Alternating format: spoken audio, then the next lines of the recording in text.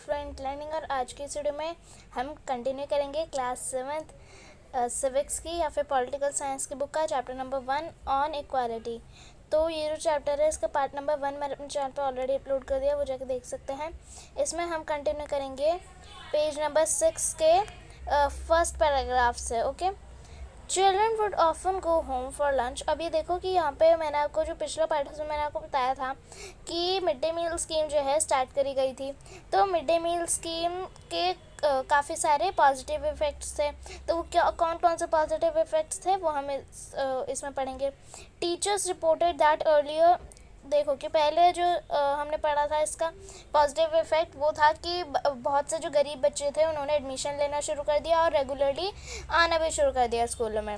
फिर जो उसका नेक्स्ट पॉजिटिव इफ़ेक्ट हुआ वो था कि टीचर्स ने भी बताया कि बच्चे जो थे पहले के टाइम में जब मिड डे मील जो था वो नहीं चलाई गई थी स्कीम, उससे पहले बच्चे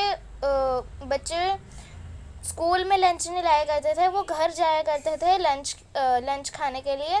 घर जाया करते थे वो लंच खाने के लिए और फिर वो घर जाते थे। एंड फिर कुछ बच्चे ऐसे होते थे जो वापस स्कूल ही नहीं आते थे, ठीक है, बंक मार लेते थे उधर से ही। तो ऐसा भी होता था। पर जब मिड डे मील स्कीम जब से स्कूल में चलाई गई तो फिर बच्चों को तो कुछ रहा ही नहीं घर पे जाके खाना खाने का, उनको तो स्कूल में ही खाना मिल रहा है, तो उनको स्कूल में ही बैठ के खाना पड़ेगा, बंक मारने का कुछ बनता ही नहीं है, ठीक है। तो इसका ये एक पॉजिटिव इफ़ेक्ट हुआ कि अटेंडेंस उनकी इम्प्रूव हुई। फिर जो उसका तीसरा इफ़ेक्ट पड़ता है हम वो है कि उनकी जो मम्मियाँ होती थी मतलब जब उनके बच्चे स्कूल चले जाया करते थे तो वो घर के काम करते रहे। आपकी जो मदर है वो भी जब आप स्कूल चले जाते हो तो वो भी घर के सफाई वगैरह करती है, सारे काम करती हैं घर के। तो उनकी मम्मियाँ, जो बच्चे थे उनकी मम्मियाँ उनको अपने जो बच्चे थे जब वो घर आते थे खाना खाने के लिए तो उनको अपना काम रोक के, घर का काम रोक के पहले उनके लिए खाना बनाना पड़ता था। पर अब उनको अपना काम रोकने की ज़रूरत नहीं है। क्यों? क्योंकि स्कूल वाले ही खाना दे रहे हैं, स्कूल में बच्चे खाना खा रहे हैं, वहीं से खाना मिल रहा है, ठीक है। तो उनकी जो मम्मियाँ हैं उनको प्रॉब्लम ही नहीं कुछ, ठीक है। उनको अपने बच्चों को मतलब अपना काम रोक के पहले उनके बच्चे के लिए खाना नहीं बनाना पड़ेगा, ठीक है, क्योंकि उनको स्कूल से ही खाना मिल रहा है। This program has also helped reduce caste prejudice because children of all castes in school eat their meal together and in a quiet अभी देखो कि इधर इसका जो नेक्स्ट इफेक्ट हम पढ़ते हैं वो है कि इसमें क्या है, कास्ट प्रेजुडिस जो है यानी कि जो कास्ट के बेसिस पे डिस्क्रिमिनेशन होती है बच्चों में वो भी हटाई गई है, कम करी गई है। ऐसा करने से ये जो मिड डे मील स्कीम है इससे इक्वालिटी भी प्रमोट हो रही है। कैसे हो रही है? क्योंकि पूरे के पूरे स्कूल में जितने भी कास्ट के, रिलीजन के सभी जो बच्चे हैं, चाहे उनकी कोई लोअर कास्ट है, हायर कास्ट है, पर वो सभी एक साथ मिलजुल कर बैठ कर खाना खाते हैं स्कूल में, ठीक है। आप इधर फोटो में भी देख सकते हो कि सभी बच्चे जो हैं एक साथ बैठ के खा रहे हैं। ओके, तो स्कूल में जो है सभी रिलीजन के कास्ट के बच्चे एक साथ मिलके वो मिड डे मील जो है, एक ही मिड डे मील, एक ही सब्जी, एक ही रोटी उनको सबको मिली जाती है, एक ही तरीके की रोटी मिली जाती है, एक ही तरीके की सब्जी दी जाती है, ठीक है। सभी कास्ट के, सभी रिलीजन के बच्चों को सेम खाना दिया जाता है मिड डे मील में, तो कोई भी डिस्क्रिमिनेशन नहीं करी जाती, ठीक है। तो इसका एक पॉजिटिव इफ़ेक्ट ये हो गया। और जो दूसरा है कि कुछ प्लेसेस में जहाँ पे मिड डे मील सर्व किया जाता है तो जो मिड डे मील है वो कोई ना कोई तो बनाएगा ही। जो मिड डे मील में बच्चों को खाना मिल रहा है वो कोई ना कोई तो बनाएगा। तो उसमें क्या है कि कुछ जगहों में दलित वुमेन को, यानी कि दलित वुमेन कौन होती है, आपने पिछले क्लास में पढ़ा था कि दलित एक टर्म है जो कि B.R. अम्बेडकर ने लगाई थी उन सो कॉल्ड लोअर कास्ट के लोगों के लिए। तो कुछ प्लेसेस में लोअर कास्ट के women, so called lower caste के जो वुमेन है उनको मिड डे मील बनाने के लिए अपॉइंट किया गया है ताकि उनकी भी एम्प्लॉयमेंट लगे, ताकि उनको भी फिर उनकी भी एक नौकरी हो जाती है, उन दलित वुमेन की भी उनको भी एक नौकरी मिल जाती है, उनको वहाँ से एक एक्स्ट्रा अर्निंग हो जाती है, यानी कि उधर से वो कमा पा रही हैं, ठीक है। तो दलित वुमेन के लिए भी अच्छा है, वो वहाँ से कमा रही हैं अपना खाना बना के मिड डे मील का। एंड फिर टीचर्स के लिए भी अच्छा है कि बच्चों के लिए भी अच्छा है कि उनको भी खाना मिल रहा है, ठीक है। तो दोनों तरफ से ये ठीक है। तो इसलिए कुछ प्लेसेस में दलित वुमेन को अपॉइंट किया गया है मिड डे मील में जो खाना मिलता है उसको बनाने के लिए। The mid day meal programme also help reduce the hunger of poor children. इसका जो सेकेंड मतलब जो नेक्स्ट हम पढ़ते हैं पॉजिटिव इफेक्ट वो ये है कि ये जो मिड डे मील प्रोग्राम है इससे जो भूखे होते थे ना, मतलब जो पुअर स्टूडेंट्स के यानी कि जो गरीब बच्चे उनकी जो भूख होती थी वो भी मिटाई गई है। क्यों? क्योंकि जो पुअर बच्चे होते थे, जो गरीब बच्चे होते थे वो खाली पेट स्कूल में आते थे बिना खाना खाए, और फिर स्कूल में आके वो पढ़ाई पे कंसंट्रेट नहीं कर पाते थे। क्यों नहीं कर पाते थे? क्योंकि उनके जो पेट थे वो खाली रहते थे। ठीक है, अगर आपका पेट खाली होगा तो आप पढ़ाई में कंसंट्रेट नहीं कर पाओगे, तो वो भी नहीं कर पाते थे। ठीक है, फिर जब से मिड डे मील मिलने लगा है स्कूल में, तो वो खाना खा पा रहे हैं एंड वो अच्छे तरीके से क्या है कि कंसंट्रेट भी कर पा रहे हैं पढ़ाई पे। ठीक है, well government programme play an important role in increasing equality of opportunity, there is much that still need to be done. यानी कि इधर क्या लिखा है कि गवर्नमेंट प्रोग्राम जो है हालांकि बहुत इंपॉर्टेंट रोल प्ले करते हैं, बहुत इंपॉर्टेंट है वो इक्वालिटी प्रमोट करने के लिए, इम्प्लीमेंट करने के लिए। देयर इज़ मच, पर अभी क्या है कि अभी भी बहुत कुछ करना बाकी है। ठीक है, सिर्फ गवर्नमेंट प्रोग्राम से कुछ नहीं होगा, अभी भी बहुत कुछ चीज़ें जो हैं बची हुई हैं, करना उनको बाकी है। Well the mid day meal programme has help increase enrollment and attendance of poor children in school. There continues to be a big difference in our country between school that the rich attend and those that the poor attend. इधर क्या लिखा है कि हालांकि जो mid day meal scheme है उसने मतलब उसमें एडमिशन भी हुआ है बच्चों का, यानी कि जो बच्चे हैं उन्होंने इनरोल करना शुरू किया। इनरोल का मतलब क्या है? एडमिशन लेना शुरू किया स्कूलों में, उन्होंने रेगुलरली अटेंड भी करना शुरू किया, उनके अटेंडेंस और इनरोलमेंट रेट जो है वो बढ़ी। पर क्या है कि अभी भी हमारे जो इंडिया जो हमारी कंट्री है उसमें ऐसे बहुत से डिफरेंसेस हैं उन स्कूलों में जो कि बड़े मतलब जो रिच बच्चे हैं वो अटेंड करते हैं और वो जो कि गरीब बच्चे अटेंड करते हैं। यानी कि आप देखते होंगे कि लोग कहते हैं कि हमने तो ये इस बड़े स्कूल में एडमिशन कराया अपने बच्चे का, ये तो बहुत महंगा स्कूल है, इधर तो बिजनेसमैन वगैरह के बच्चे आते हैं। और अगर वहीं दूसरे और किसी ने अपने बच्चे का किसी गवर्नमेंट स्कूल या फिर किसी ऐसे स्कूल में करा दिया तो आप कहोगे कि ये तो इसकी तो कम फीस है, ये तो पढ़ाई अच्छी नहीं कराते होंगे।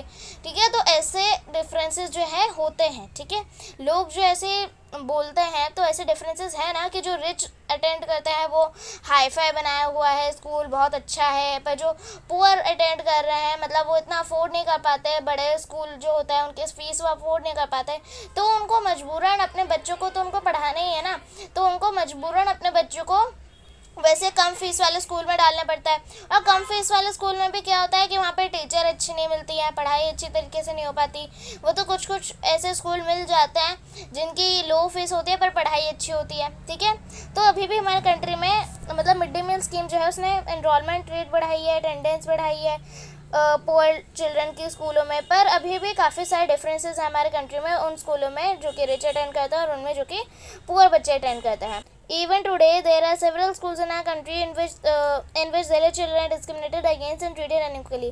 यानी कि आज के समय में भी क्या है हमारी ही कंट्री में इंडिया कंट्री में ही ऐसे बहुत से स्कूल हैं जहाँ पे दलित चिल्ड्रन यानी कि जो सो कॉल्ड लोअर कास्ट के बच्चे हैं उनको डिस्क्रिमिनेट किया जाता है, उन्हें भेदभाव किया जाता है और उनको अच्छी तरीके से ट्रीटमेंट नहीं किया जाता। उनका ट्रीटमेंट यानी कि मेडिकल ट्रीटमेंट नहीं कि उनका पट्टी वगैरह मलहम पट्टी करना, वो वाला ट्रीटमेंट नहीं।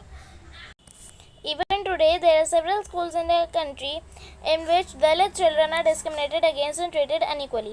यानी कि आज के समय में भी हमारी ही कंट्री में ऐसे बहुत से स्कूल हैं जिसमें सो कॉल्ड जो लोअर कास्ट के बच्चे होते हैं, यानी कि सो कॉल्ड यानी कि जिनको बस नाम से ही कहा जाता है, यानी कि आप भी समझते होंगे कि कोई भी हमसे बड़ा नहीं है, कोई भी हमसे छोटा नहीं है, हम सभी इक्वल हैं, पर तब भी क्या है लोग ऐसा मानते हैं कि ये हमसे छोटे हैं, ये हमसे बड़े हैं, तो इसलिए सो कॉल्ड लगाया जाता है, यानी कि बस कहते हैं ऐसे लोग, सो कॉल्ड यानी कि बस कहने में ही है वो।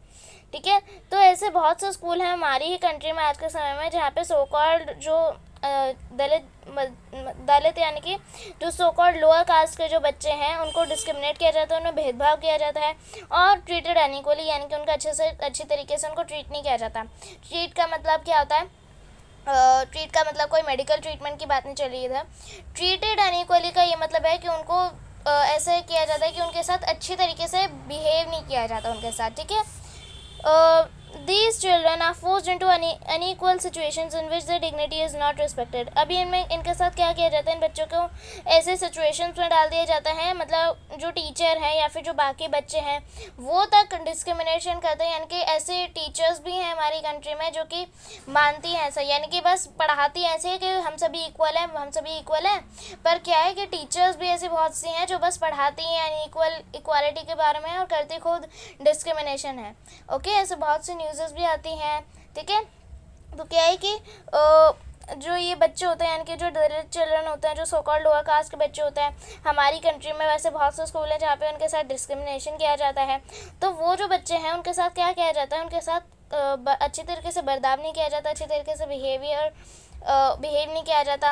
अगर आपके साथ कोई बदतमीज़ी से बात करे तो आपकी डिग्निटी होता है सेल्फ रिस्पेक्ट, तो आपका जो सेल्फ रिस्पेक्ट है वो हर्ट हो जाएगा ना, यानी कि आपको भी होगा कि मेरी सेल्फ रिस्पेक्ट की बेइज्जती कर रहे हैं, मेरी बेइज्जती कर रहे हैं, ठीक है, ऐसे होगा। तो क्या है कि इन बच्चों के साथ भी ऐसे ही किया जाता है, ठीक है। This is because people refuse to think of them as equal even though the law requires it. ऐसा क्यों होता है कि लॉ में लिखा है, यानी कि कॉन्स्टिट्यूशन जो है, कॉन्स्टिट्यूशन में भी लिखा है कि हम सभी इक्वल है, हमें किसी के साथ डिस्क्रिमिनेशन नहीं करना है, पर तब भी क्या है कि लॉ में ऐसा लिखा है, ये हमारा कानून है, पर तब भी लोग डिस्क्रिमिनेशन करते हैं।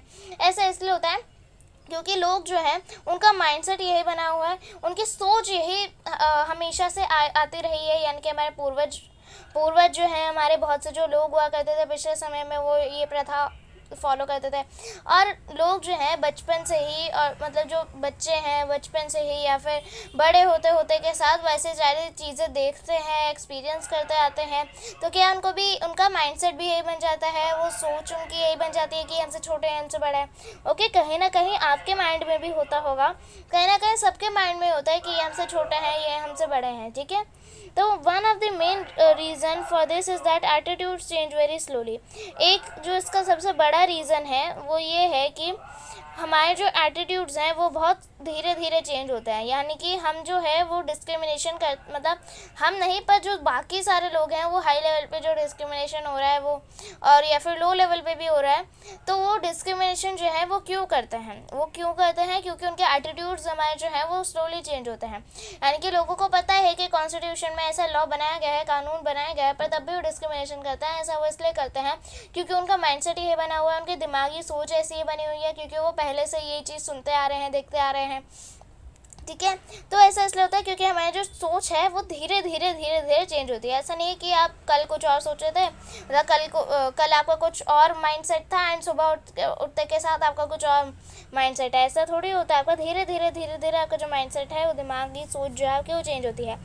Even though people are aware that discrimination is against the law, हालांकि लोगों को पता है कि डिस्क्रिमिनेशन जो है वो अगेंस्ट द लॉ है, यानी कि वो कानूनी अपराध है। They continue to treat people unequally on the basis of the caste, पर तब भी वो कंटिन्यू रखते हैं अपना लोगों से जो लोअर कास्ट के लोग हैं या फिर उनके कास्ट को लेकर, ठीक है, उनके कास्ट को लेकर उनके साथ डिस्क्रिमिनेशन किया जाता है।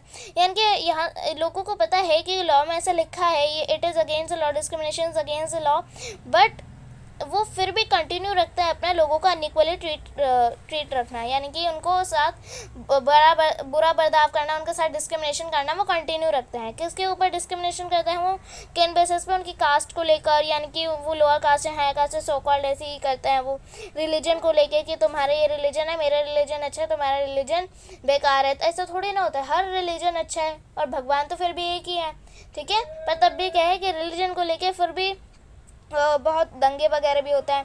आज के टाइम में डिसेबिलिटी यानी कि किसी की डिसेबिलिटी, जैसे कि कोई किसी की आंखें ख़राब हैं, किसी के ईयर ख़राब है, तो उसके ऊपर भी उनके साथ डिस्क्रिमिनेशन किया जाता है।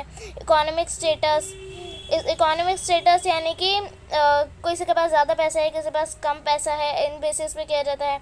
And because they are women, और इसके बेसिस पे भी किया जाता है कि तुम तो लड़की हो, तुम वुमेन हो, तुम ये हो, तुम कुश्ती नहीं लड़ सकती, पायलट नहीं बन सकती, ऐसी चीज़ें भी काफ़ी जगहों पे चलती हैं, ठीक है। तो क्योंकि वो वुमेन है इसलिए भी उनके साथ डिस्क्रिमिनेशन होता है। It is only when people begin to believe that no one is inferior and that every person deserves to be treated with dignity, यही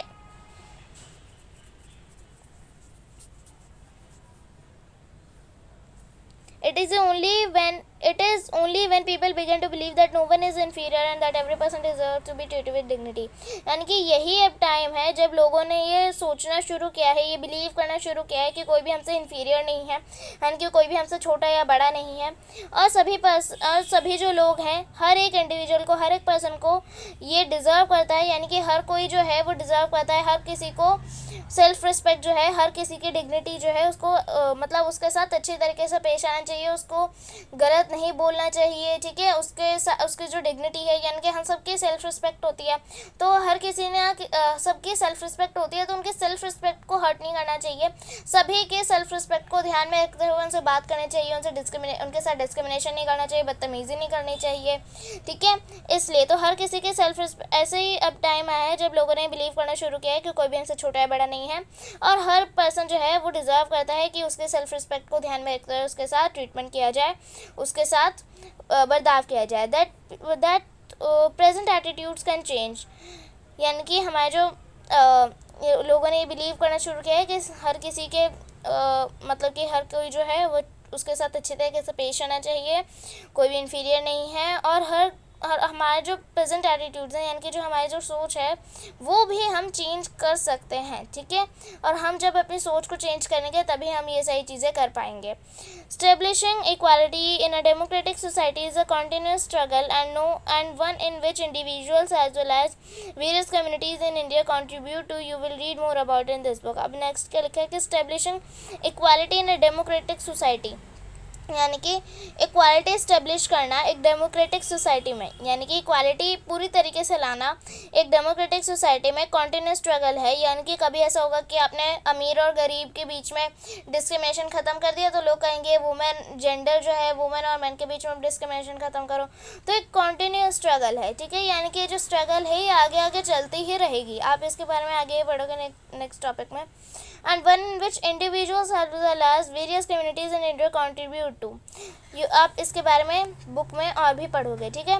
issues of equality in other democracy. अब आप सोचोगे कि क्या बस इंडिया ही एक डेमोक्रेटिक सोसाइटी है जिसमें ये जो इक्वालिटी पूरी तरीके से लाना एक कॉन्टिन्यूस स्ट्रगल है, यानी कि वो स्ट्रगल जो है चलती रहेगी?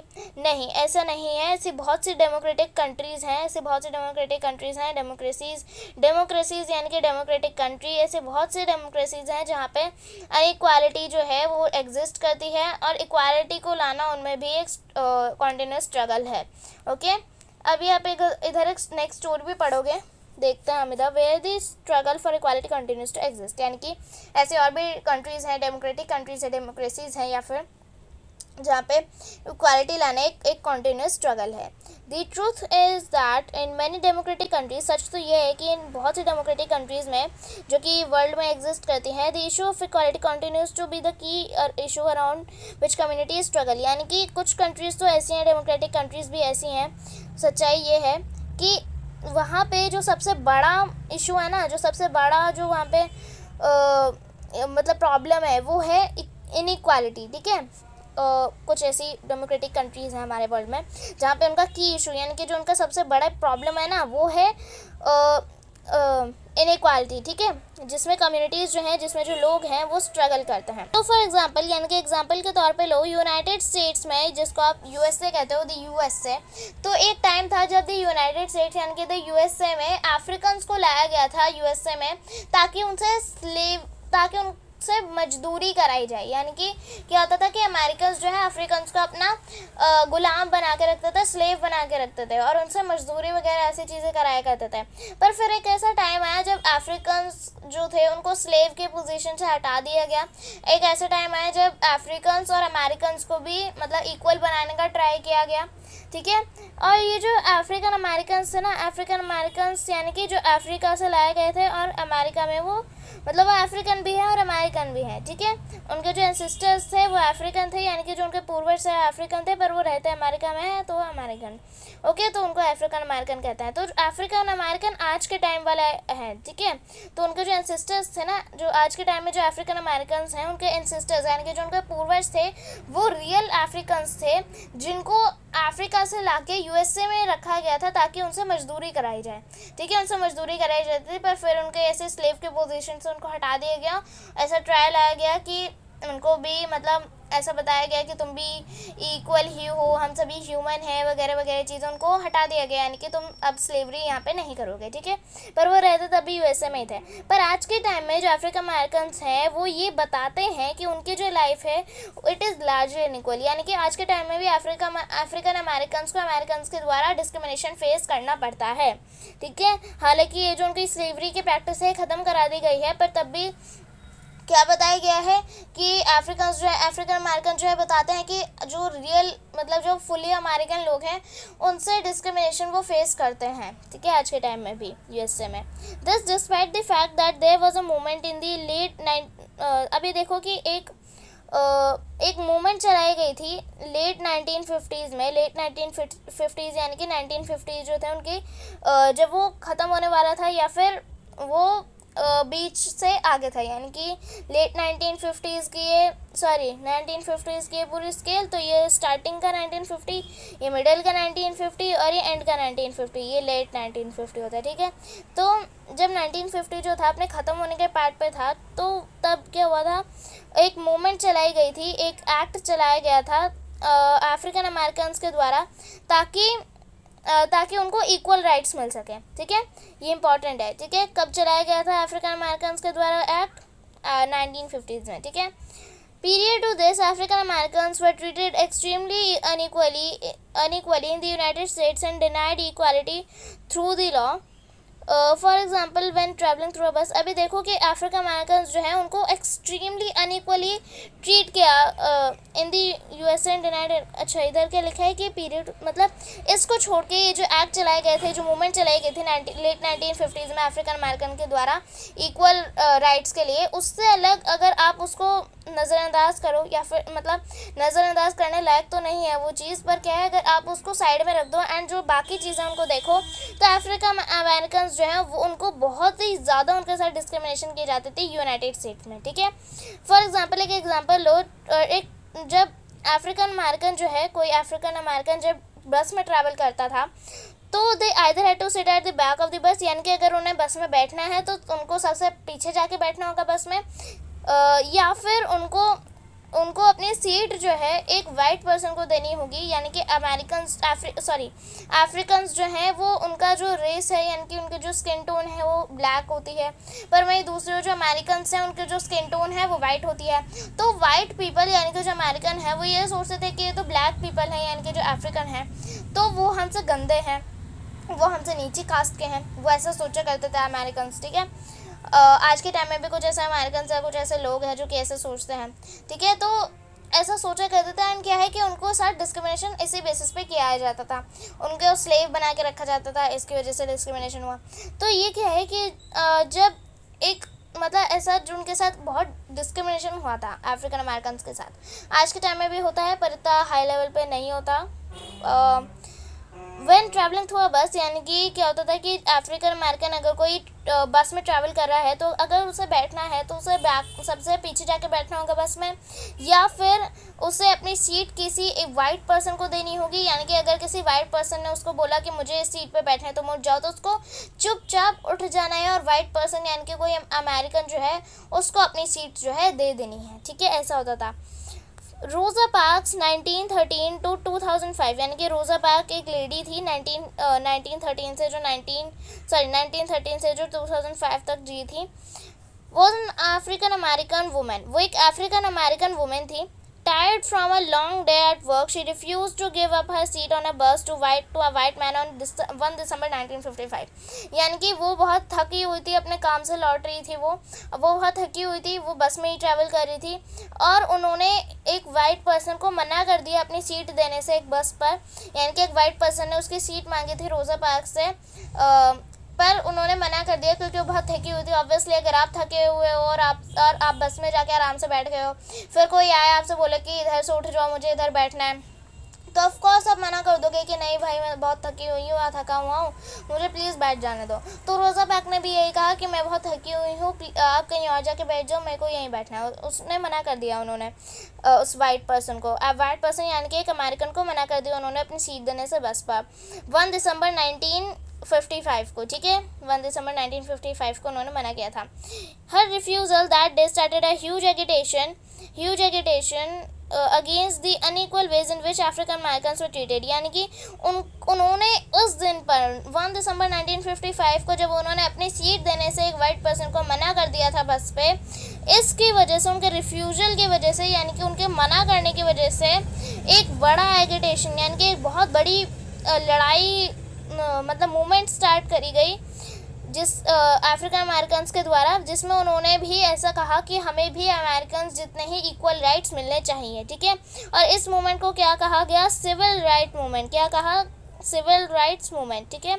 This civil right act of 1964, यानी कि जो हमने 1950s की जो मूवमेंट की बात करी थी ना, ये यही वाली है, अफ्रीकन अमेरिकन द्वारा जो स्टार्ट करी गई थी सिविल राइट मूवमेंट। तो जो सिविल राइट एक्ट था या फिर सिविल राइट मूवमेंट, कुछ भी कह लो आप, 1964 का prohibits discrimination on the basis of race, यानी कि उन्होंने जो एक्ट स्टार्ट किया था, उन्होंने जो अफ्रीकन अमेरिकन ने मूवमेंट स्टार्ट की थी, उसमें उन्होंने क्या मांगे करी कि उनके साथ जो डिस्क्रिमिनेशन होता है रेस को लेकर या उनके स्किन टोन को लेकर, उनके रिलीजन को लेकर, नेशनल ओरिजिन को लेकर, यानी कि वो तो अफ्रीका से आए हैं, वहाँ पे तो काले लोग रहते हैं, ऐसी चीज़ों को लेकर उनके साथ डिस्क्रिमिनेशन ख़त्म किया जाए, ठीक है।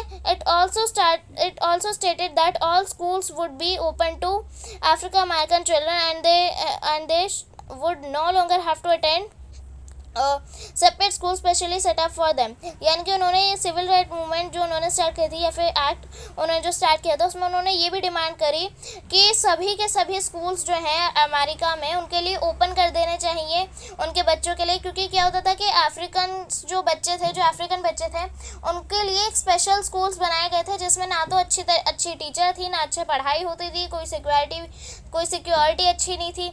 ऐसे स्कूल उनके लिए बनाए गए थे अमेरिका में अफ्रीकन के लिए। तो उन्होंने सिविल राइट मूवमेंट में ये भी मांग करी कि जो अफ्रीकन लोग हैं उनके लिए सभी के सभी स्कूल जो है यूएसए में ओपन कर देने चाहिए, ताकि उनको अपने बच्चों को ज़्यादा देर तक ऐसे स्कूलों में ना भेजना पड़े जो कि उनके लिए ही बनाए गए हैं, जो स्पेशली उन्हीं के लिए सेपरेट स्कूल जो बनाए गए हैं अफ्रीकन के लिए, जिसमें कि ना अच्छी तरीके से पढ़ाई कराई जाती है, वगैरह वगैरह चीज़ें अच्छी नहीं है उधर। However despite this majority of African American continue to be among the poorest in the country. पर इसके बावजूद भी, ये मूवमेंट स्टार्ट करने के बावजूद भी उनकी डिमांडें जो हैं उनके बावजूद भी क्या हुआ, मेजॉरिटी यानी कि बहुत से जो अफ्रीकन अमेरिकन हैं वो continue to be among the poorest in the country. यानी कि आज के समय में मेजॉरिटी ऑफ अफ्रीकन अमेरिकन जो लोग हैं, यानी कि बहुत से जो अफ्रीकन अमेरिकन लोग हैं यूएसए में, अमेरिका में, वो सबसे पुअरेस्ट हैं, यानी कि सबसे गरीब हैं उस कंट्री में, ठीक है, यूएसए कंट्री में वो सबसे पुअरेस्ट बने रहे हैं अभी तक। Most African American children can only afford to attend government schools that have fewer facilities. यानी कि बहुत से जो अफ्रीकन अमेरिकन चिल्ड्रन हैं आज के टाइम में, उनके पास इतना पैसे नहीं होते, क्योंकि जैसे मैंने आपको बताया कि आज के टाइम में भी मेजॉरिटी जो है अफ्रीकन अमेरिकन, यानी कि बहुत से जो अफ्रीकन अमेरिकन लोग हैं वो सबसे गरीब हैं उस कंट्री में। तो जो बहुत से जो अफ्रीकन अमेरिकन चिल्ड्रन हैं वो अफोर्ड नहीं कर पाते, उनके पास इतने पैसे नहीं होते ताकि वो हाईफाई स्कूलों में जा सके।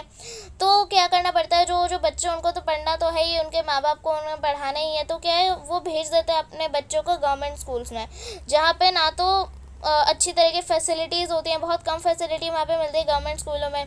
द पुअरली क्वालिफाइड टीचर, यानी कि जो मतलब अच्छी टीचरें नहीं है, पुअरली क्वालिफाइड टीचर्स, यानी कि जो बस मेयरली पास हुई हैं, यानी कि उनको कुछ ज़्यादा वो पीएचडी नहीं करी उन्होंने, बस ऐसी वो नाम के टीचर हैं, उनको ज़्यादा कुछ आता नहीं है और अच्छी टीचर नहीं है, as compare to the white students who either go to private schools. यानी कि जो अफ्रीकन अमेरिकन है आज के टाइम में वो बहुत पुअर है कंट्री में, तो उनको गवर्नमेंट स्कूलों में जाना पड़ता है। जो चिल्ड्रन है अफ्रीकन अमेरिकन चिल्ड्रन जो है उनको यूएसए के गवर्नमेंट स्कूल्स में जाना पड़ता है, क्योंकि वो अफोर्ड नहीं कर पाते हाई फाई स्कूलों को, ठीक है, जिसमें कम फैसिलिटीज़ होती हैं, वहाँ पे पुअरली क्वालिफाइड टीचर्स होती हैं, यानी कि अच्छी टीचर नहीं होती ही। पर वहीं दूसरी ओर जो वाइट स्टूडेंट्स हैं, यानी कि जो फुली अमेरिकन चिल्ड्रन हैं, वो क्या है, वो प्राइवेट स्कूल, या तो वो प्राइवेट स्कूलों में जाते हैं, वाइट चिल्ड्रन जो अमेरिकन, जो फुली अमेरिकन चिल्ड्रन हैं वो या तो प्राइवेट स्कूल में जाते हैं जहाँ या फिर वो ऐसे एरिया में रहते हैं जहाँ पे गवर्नमेंट स्कूल जो हैं वो भी प्राइवेट स्कूल जितने ही अच्छे हैं, ठीक है। आई होप आपको पैराग्राफ समझ में आए हो कि अफ्रीकन अमेरिकन जो हैं उनको ऐसे ही छोड़ देते हैं, उनके लिए पहले तो ऐसे स्कूल बनाए गए थे, सेपरेट स्कूल्स बनाए गए थे, क्योंकि उनको लगता था, अमेरिकन को लगता था कि ये हमारे बच्चों के साथ नहीं बैठेंगे, अगर ये जो ये काले लोग हैं यानी कि अफ्रीकन लोग हैं, ये हमारे वाइट बच्चे जो हैं, अमेरिकन बच्चे जो हैं, उनके साथ बैठेंगे तो हमारे बच्चे बिगड़ जाएंगे, गंदे हो जाएंगे, ऐसा सोचा करते थे। पर जब सिविल राइट एक्ट आया तो सभी स्कूल उनके लिए खोल दिए गए, पर तब भी अफ्रीकन अमेरिकन लोग जो है उनके साथ डिस्क्रिमिनेशन किया जाने लगा, तब भी उनके साथ डिस्क्रिमिनेशन किया जाता था और वो पुअर बने रहे कंट्री में। जो मेजॉरिटी यानी कि जो बहुत से अफ्रीकन अमेरिकन लोग हैं यूएसए में, वो अभी तक पुअर ही हैं कंट्री में, और उनके जो बच्चे हैं उनको गवर्नमेंट स्कूलों में जाना पड़ता है जहाँ पे अच्छी टीचर नहीं है। पर वहीं दूसरे जो वाइट स्टूडेंट्स हैं यानी कि जो अमेरिकन लोग हैं, जो अमेरिकन बच्चे हैं, वो या तो प्राइवेट स्कूलों में जाते हैं या फिर वो ऐसे जगह पे रहते हैं जहाँ पे प्राइवेट स्कूल जहाँ पे गवर्नमेंट स्कूल जो है वो प्राइवेट स्कूल जितने ही उनके पास अच्छी फैसिलिटी है। ठीक है।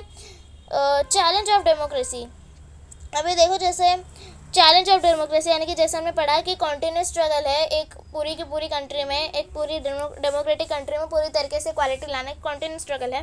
कैसे है? चैलेंज ऑफ डेमोक्रेसी में पढ़ते हैं, no country can be described as being completely democratic, यानी कि आप किसी भी कंट्री को ऐसा नहीं कह सकते कि पूरी की पूरी तरीके से डेमोक्रेटिक है। There are always communities and individuals trying to expand the idea of democracy and push for a greater recognition of equality on the existing as well as new issues, यानी कि there are several communities, यानी कि आज भी ऐसी बहुत सी communities हैं, ऐसे बहुत से ग्रुप ऑफ लोग हैं और ऐसे बहुत से इंडिविजुअल्स भी हैं, यानी कि ऐसे बहुत से अलग लोग भी हैं। Trying to expand the idea of democracy, मतलब वो क्या कहते हैं, जैसे मैं आपको बताया था कि अगर आपने पुअर और रिच के बीच में डिस्क्रिमिनेशन खत्म कर दिया तो वो मांगेंगे कि जेंडर के बीच में भी डिस्क्रिमिनेशन खत्म करो। तो क्या है कि ये डिस्क्रिमिनेशन जो है वो चलता ही आएगा एंड कभी खत्म नहीं हो सकता। ठीक है। तो ऐसे बहुत से जो कम्युनिटीज़ इंडिविजुअल्स हैं वैसे ट्राई करते हैं expand the idea of democracy, यानी कि वो कहते हैं कि ये डेमोक्रेसी इधर आ गई तो दूसरे जो क्षेत्र है इसमें भी डेमोक्रेसी लाओ। ठीक है। इसका लाइन का मतलब ये है, central to this is the struggle for the recognition of all persons as equal and for the dignity to be maintained, यानी कि ऐसे बहुत से लोग हैं जिनको पता है कि कॉन्स्टिट्यूशन में ऐसे लिखा है कि ये अगेंस्ट द लॉ है डिस्क्रिमिनेशन, पर तब भी वो डिस्क्रिमिनेशन करते हैं। ठीक है। क्योंकि उनके एटीट्यूड्स जो हैं वो स्लोली चेंज होते हैं। तो क्या है कि आप एक एक बंदे को जाके तो नहीं देख सकते ना कि ये इस टाइम डिस्क्रिमिनेशन कर रहा है, यानी कि आप एक एक बंदे को जाके हर टाइम नोटिस नहीं कर सकते कि कौन कब डिस्क्रिमिनेशन कर रहा है। ठीक है। तो कोई भी कभी भी डिस्क्रिमिनेशन कर सकता है एंड हमारी इतनी बड़ी कंट्री है तो पूरी की पूरी कंट्री में ऐसा कोई ना कोई तो निकलता ही है जो डिस्क्रिमिनेशन करता हो। ओके। तो इसका मतलब ये है, in this book you will read about how this issue of equality effects various aspects of our daily life in the democratic India, यानी कि इस बुक में आप इन सब चीज़ों के बारे में पढ़ोगे कि कैसे ये जो इशू है इक्वालिटी का वो हमारी डेली लाइफ जो है उसको इफ़ेक्ट करता है इस डेमोक्रेटिक इंडिया में, हमारी जो कंट्री है। As you read this chapter, जैसे जैसे आप ये जो चैप्टर है इनको रीड करोगे, पढ़ोगे, think about whether the equality of all person and their being of able to maintain the dignity is upheld, यानी कि जैसे जैसे आप इस बुक को पढ़ोगे सोचो कि weather the equality of all person, यानी कि जो सभी लोगों की जो इक्वालिटी है यानी कि सभी लोग इक्वल हैं, are being maintain the dignity is upheld, यानी कि क्या सभी लोग जो उनके साथ इक्वालिटी हो रही है और उनकी जो सेल्फ रिस्पेक्ट है उनको ध्यान में रख के उनके साथ बिहेवियर किया जाता है। कि ऐसा रियल लाइफ में होता है कि सभी लोगों की सेल्फ रिस्पेक्ट को ध्यान में रखते हुए उनके साथ कुछ डिस्क्रिमिनेशन वगैरह नहीं किया जाता? आप ये सोचो। Except from article 15 of the Indian constitution, यानी कि आपको इधर बस यही बताया गया था कि चैलेंज ऑफ डेमोक्रेसी, यानी कि कैसे कैसे डेमोक्रेटिक कोई भी कंट्री जो है पूरी तरीके से डेमोक्रेटिक नहीं हो सकती, कोई ना कोई ऐसा पर्सन निकलता है जो कि डिस्क्रिमिनेशन करता हो। ठीक है। एंड जैसे जैसे आप ये बुक पढ़ोगे, ये जैसे जैसे आप चैप्टर्स पढ़ोगे इस बुक में, आप ये चीज़ें सोचते रहना कि क्या हर कोई जो पर्सन है वो इक्वल है या नहीं है। ठीक है। क्या उसकी डिग्निटी, उसकी जो सेल्फ रिस्पेक्ट है वो ऊपर रखी जाती है या नहीं। अब यहाँ पे देखो article 15 of the Indian constitution का एक्सेप्ट है, यानी कि उसका थोड़ा सा पार्ट निकाल के आपको बुक में दिया हुआ है। इधर क्या लिखा है, the prohibits of discrimination on grounds of religion, race, caste, sex और प्लेस ऑफ बर्थ, यानी कि इसमें क्या लिखा है कि आर्टिकल 15 ऑफ इंडियन कॉन्स्टिट्यूशन में लिखा है कि कोई भी पर्सन जो है रिलीजन के ऊपर, यानी कि उसका क्या रिलीजन है उसके ऊपर उसका साथ डिस्क्रिमिनेशन नहीं करना चाहिए।